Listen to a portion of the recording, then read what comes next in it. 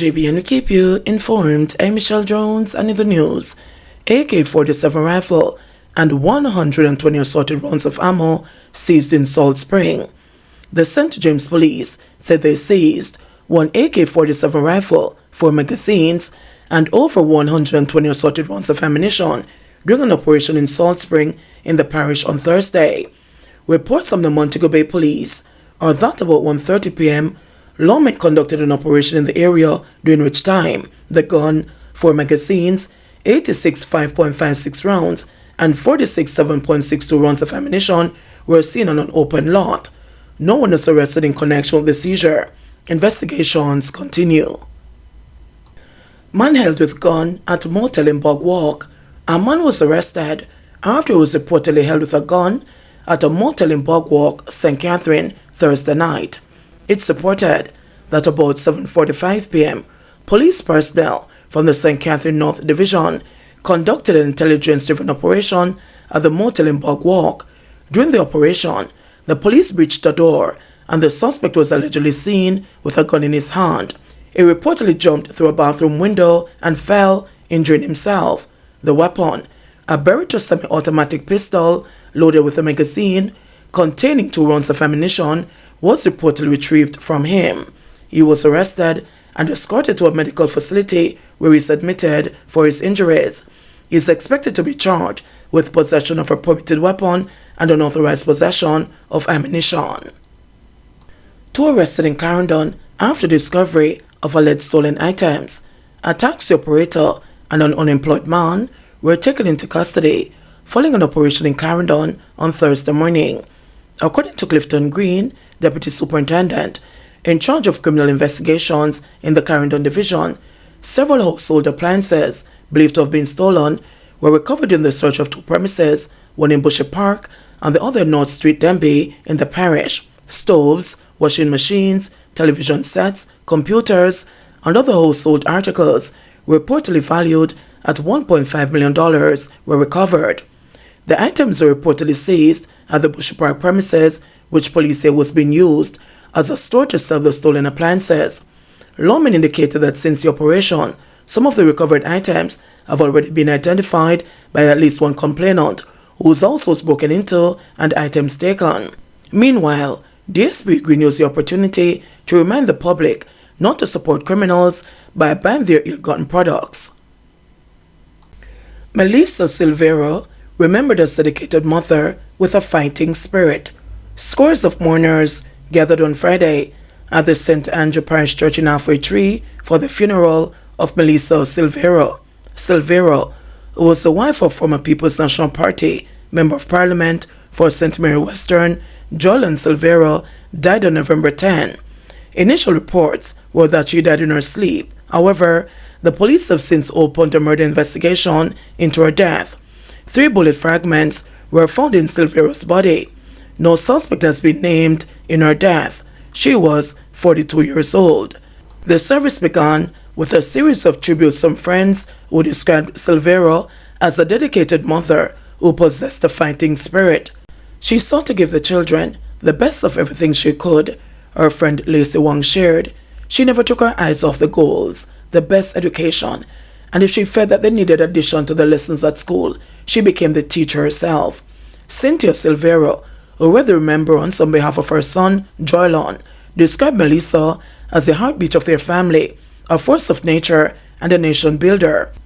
A relentless pursuit of progress, sometimes misconstrued as overbearing, was in reality a manifestation of her profound love, especially for her country and her family, she said.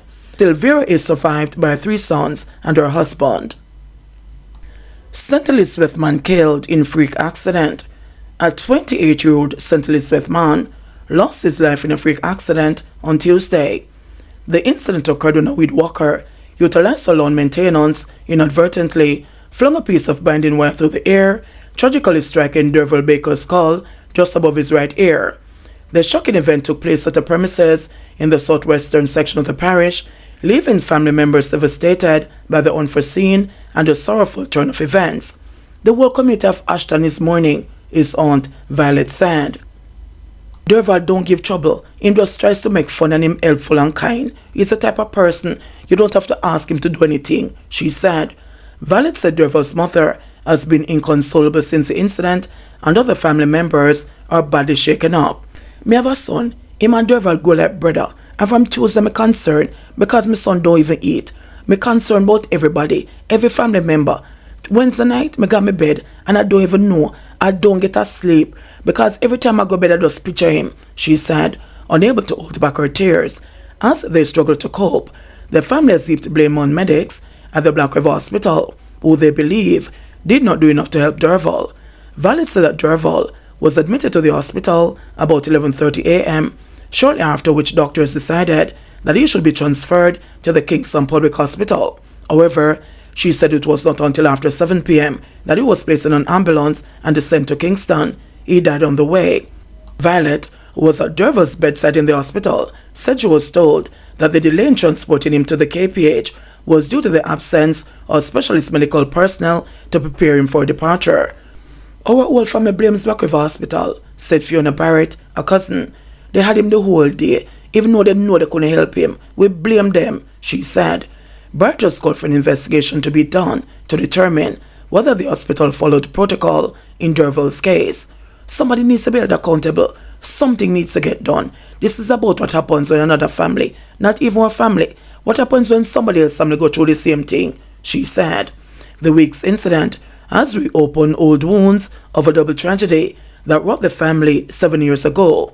During that incident on April 29, 2017, Ophelia Baker's estranged boyfriend attempted to approach the family house, but her father, Alan Baker, blocked his path. The man then dosed him with a corrosive substance and set him on fire. Ophelia tried to assist and was also doused and set on fire. Father and daughter later succumbed to their injuries. Court hears timeline of Beaches South and Tonio McDonald's relationship. The Home Circuit Court on Friday afternoon heard that the relationship between Everton Beaches South McDonald and his second wife Tonio began 2 years after he met her in 2007 at her mother's shop in Dover, St. Mary. The court also heard that when his first wife Marlene found out about the relationship, it caused problems. This was revealed in one of two statements read out in court by the clerk. McDonald gave the statement to the police on July 31, 2020. In the 16-page statement, McDonald said he and Tonio, who was 20 years old when they met, remained friends.